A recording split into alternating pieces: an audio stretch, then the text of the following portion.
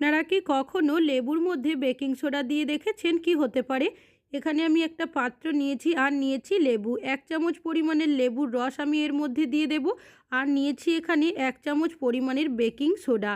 Baking soda দেওয়ার সাথে সাথেই রিঅ্যাকশন করতে শুরু করেছে। এটা একটা পাওয়ারফুল সলিউশনে তৈরি হয়ে গেছে। কি কাজে ব্যবহার করবেন? যখন শেষ হওয়ার থাকে দেখবেন কালি উঠতে থাকে বার্নার দিয়ে। যার কারণে হাঁড়ি কড়াইয়ের মধ্যে এভাবে কালো পুড়ে যাওয়ার মতো দাগ হয়ে যায়, যেটা সহজে পরিষ্কার করতে পারি না। অনেকটা ঘষা মাজা করলেও দাগটা কিন্তু থেকে যায়। তো মিশ্রণটা আপনারা দিয়ে ৫ মিনিট মতো এইভাবে রেখে দেবেন। এই সলিউশনটা এতটাই পাওয়ারফুল যে কোনো পুড়ে যাওয়া বা কালি হয়ে যাওয়া অংশগুলোকে আলগা করে তুলে দেয়। কোনো রকম ঘষা মাজা করতে হবে না। একটা স্ক্রাবারের সাহায্যে আলতো হাতে টেনে নিয়েছি। দেখতেই পাচ্ছেন যে কালির দাগটা ছিল পোড়া, সেটা কিন্তু সম্পূর্ণ উঠে গেছে। চাইলে এটা দিয়েই আপনারা আরও একটু ঘষে নিতে পারেন যদি এর থেকেও বেশি পরিষ্কার করতে চান। তারপর আপনারা পরিষ্কার জল দিয়ে ধুয়ে দেবেন। দেখবেন হাঁড়ি কড়াইয়ের যে পোড়া কালির দাগগুলো থাকে সেটা সহজেই পরিষ্কার হয়ে যাবে ঘষা মাজা ছাড়াই।